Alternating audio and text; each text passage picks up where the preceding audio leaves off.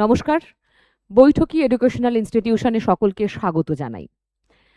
College service কমিশনের notification কবে আসবে এই প্রতীক্ষায় অনেক ছাত্রছাত্রী নেট সেট কোয়ালিফাই করে অথবা পিএইচডি কমপ্লিট করে দীর্ঘদিন ধরে ছাত্রছাত্রীরা গবেষকেরা বসেছিলেন। কিন্তু ভোটের আগে ভালো খবর যে কলেজ সার্ভিস কমিশনের নোটিফিকেশন চলে এলো এবং অবশ্যই এখনই চলছে ফর্ম ফিল আপ। কিন্তু বিষয় হচ্ছে যে অনেক বছর পর যেহেতু ফর্ম ফিল আপ আবার হচ্ছে বা নিয়োগ প্রক্রিয়া শুরু হচ্ছে কলেজগুলোতে, সুতরাং বেশ কিছু মানুষের প্রশ্ন আপনাদের আছে। যেমন বয়স, সব থেকে বড় বিষয় হচ্ছে বয়স। কারণ দীর্ঘ যেহেতু 5 বছর 6 বছর ধরে যদি নিয়োগ না হয় তাহলে স্বাভাবিকভাবেই একজন ক্যান্ডিডেটের বয়স বেশ বেড়ে যায় এবং অনেক ক্ষেত্রে দেখাও যায় যে এই চাকরির ইত্যাদি বিষয়ে বয়স না থাকার জন্য সে হয়তো ফর্ম ফিল আপ করতে পারেন না। তাই তাই অনেকেই আপনারা এই বিষয়ে জিজ্ঞেস করছেন যে কত বয়স দরকার। সাধারণত আমরা যেটা জানি যে 40 বছর বয়স, কিন্তু তার পাশাপাশি বয়সের ছাড় আর কোন কোন বিষয়ে আছে, বা যেমন এসসি এসটি ওবিসিদের বয়সের ছাড় আমরা প্রত্যেকে জানি, কিন্তু পিএইচডি করা থাকলে কি বয়সের ছাড় কিছু পাওয়া যায়, অথবা কোনো জায়গায় পড়িয়েছেন কন্ট্রাকচুয়াল, সেখানে কি বয়সের ছাড় কিছু থাকে, অর্থাৎ তারা 40 বছরের ঊর্ধ্বে বয়স হলেও অ্যাপ্লাই করতে কি পারবে? এই বিষয়গুলো আপনারা জিজ্ঞেস করেছিলেন, অবশ্যই আপনাদেরকে সে ব্যাপারটা ক্লিয়ার করব।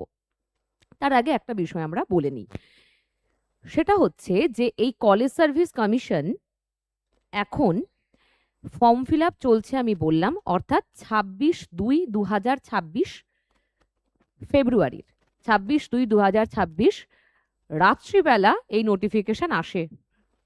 রাত্রিবেলা নোটিফিকেশন আমরা দেখতে পেয়েছি এবং তারপর থেকেই হয়েছে ফর্ম ফিল আপ শুরু, অর্থাৎ অনলাইন অ্যাপ্লিকেশন শুরু হয়েছে। কতদিন চলবে? 15 এপ্রিল, অর্থাৎ 15 এপ্রিল 2026 পর্যন্ত চলবে। অনেকগুলো দিন সময় আছে এখনো। আমরা এখন মার্চ মাসে আছি, এপ্রিলের 4 তারিখ পর্যন্ত ফর্ম ফিল আপ চলবে। তাই যারা চাইছেন, যারা ভাবছেন, তারা অবশ্যই ফর্মটা ফিল আপ করে নেবেন। ওকে, এরপর কি কি বিষয় আমাদের দেখার? যেমন শিক্ষাগত যোগ্যতা। বেসিক্যালি মাস্টার্স ডিগ্রির পর মাস্টার্সে কত থাকতে হয়? 55% নাম্বার থাকতে হয়, তাই তো? এবার একটা বিষয় বলে দিই, যেরকম মাস্টার্স আপনাকে করতে হচ্ছে, কিন্তু আপনি যে বিষয় নিয়ে পড়াশোনা করেছেন, গ্র্যাজুয়েট আপনি করেছেন, কিন্তু অনার্স গ্র্যাজুয়েট হলে আপনার অগ্রাধিকার থাকে সেক্ষেত্রে। ঠিক আছে? যেমন এই যে অনার্স গ্র্যাজুয়েট হলে আপনার অগ্রাধিকার থাকে।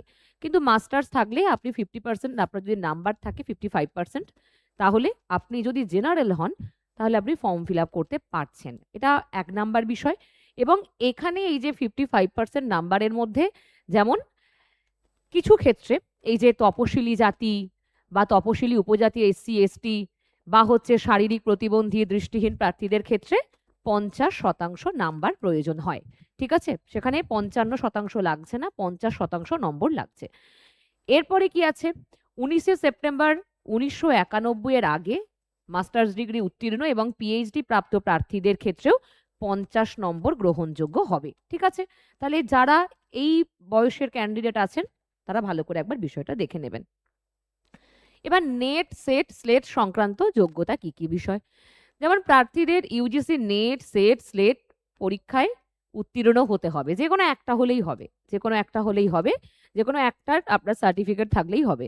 এবং ইউজিসি 2009 বা 2016 সংশোধিত নিয়ম অনুযায়ী সংশ্লিষ্ট বিষয়ে পিএইচডি ডিগ্রি থাকলে নেট সেট না থাকলেও গ্রহণযোগ্য। অর্থাৎ নেট সেট না থাকলেও গ্রহণযোগ্য মানে নেট সেট যদি আপনার নাও থাকে কিন্তু আপনার পিএইচডি ডিগ্রি আছে, তাহলে আপনি অ্যাপ্লাই করতে পারছেন খুব সহজেই। ঠিক আছে?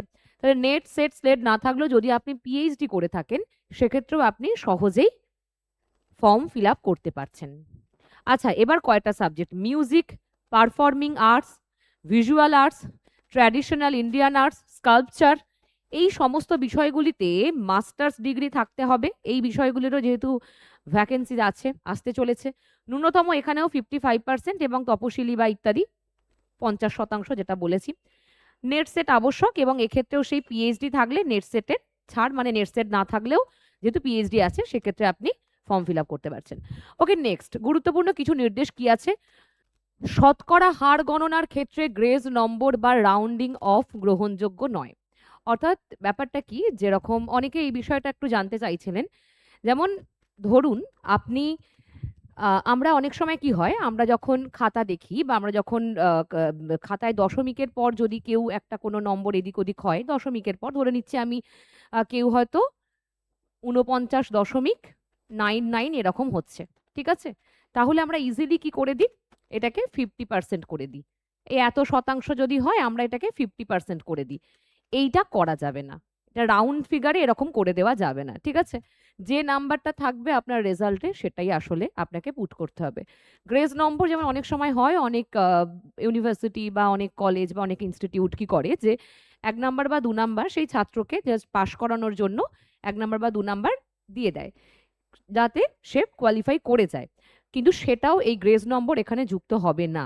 যেটা ঠিক রেজাল্টে থাকছে শুধুমাত্র আপনি কত নম্বর পেয়েছেন সেই নির্দিষ্ট নম্বর। এবার যদি হয় যে 50% নম্বর থাকতেই হবে তবেই আপনি কোয়ালিফাই করতে ফর্ম ফিল আপ করতে পারবেন। ফলত আপনার যদি এই রকম নম্বরও থাকে,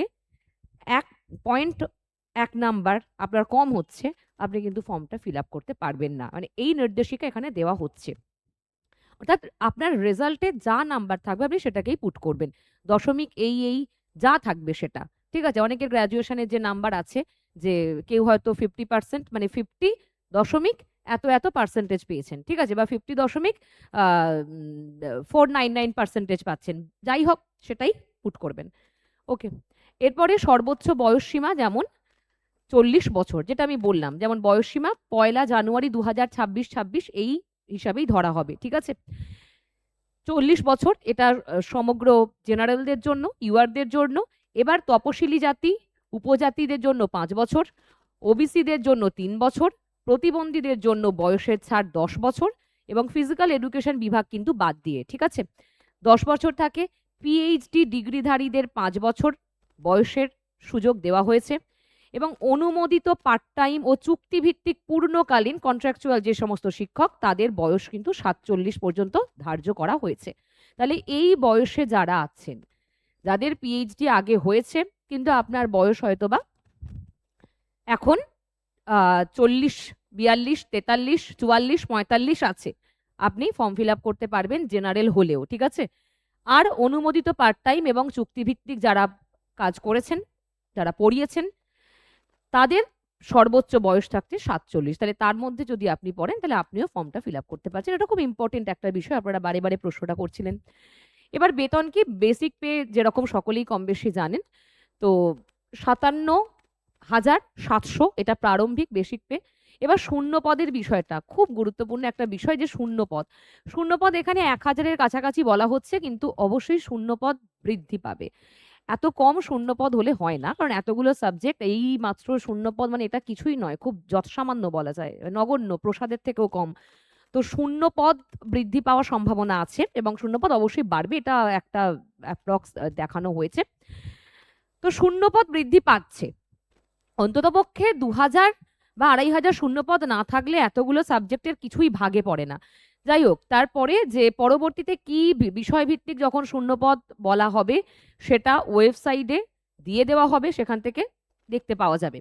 এবং সংরক্ষণের যে নীতি সরকারি নিয়ম অনুযায়ী প্রযোজ্য হবে। এসসি, এসটি, ওবিসি যার যা কিছু সার্টিফিকেট আছে সেই সমস্ত সার্টিফিকেট ঠিক যেমন সরকারি নিয়ম নীতি সেইভাবেই কিন্তু চলবে এখন। ওবিসির ক্ষেত্রেও সেই একই ব্যাপার। ওবিসির ক্ষেত্রে এখন বিষয়টা জটিল হয়ে আছে, কিন্তু সেইভাবেই এগোবে। রাজ্যের ক্ষেত্রে যেহেতু আপনারা ঠিক যেই প্রসেসে ফর্ম ফিল আপ করেছিলেন এসএসসির ক্ষেত্রে বা অন্যান্য পরীক্ষাতেও যে ফর্ম ফিল আপ করছেন ওবিসির যেরকম ভাবে সেরকম ভাবেই ফর্ম ফিল আপ করবেন। তারপর কি আছে, আবেদন পদ্ধতি কি? আবেদন শুধুমাত্র অনলাইনেই করতে হয় এবং খুব বিস্তর অনেকগুলো স্টেজ একটার পর একটা করে করতে হয়।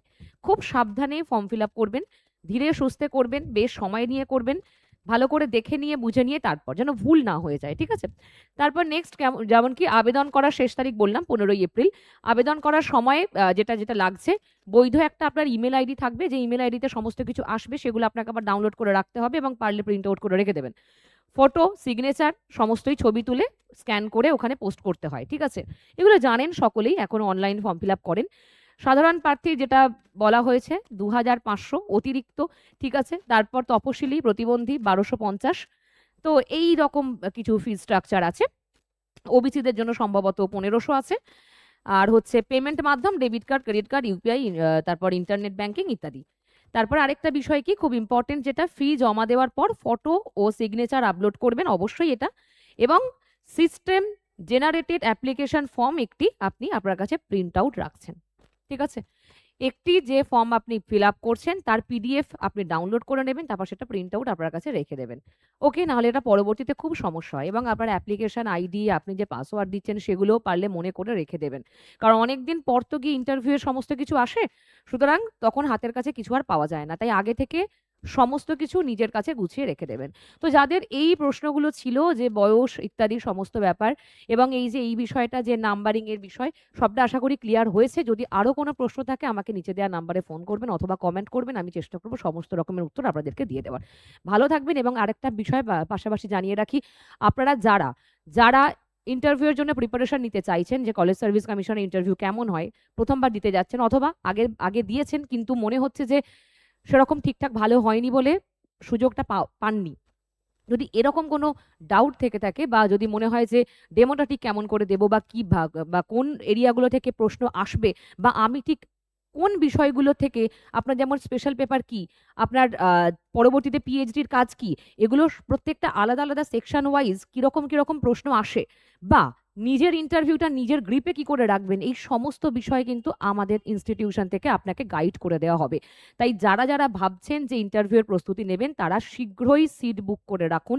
কারণ আমি আবারও বলছি, অফলাইনে ইন্টারভিউ নেওয়া হয়, অনলাইনে ইন্টারভিউ নেওয়া হয় না। তাই অফলাইন যেহেতু, সিট সংখ্যা কিন্তু লিমিটেড। ভালো থাকবেন, দেখা হবে অন্য কোনো ভিডিওতে।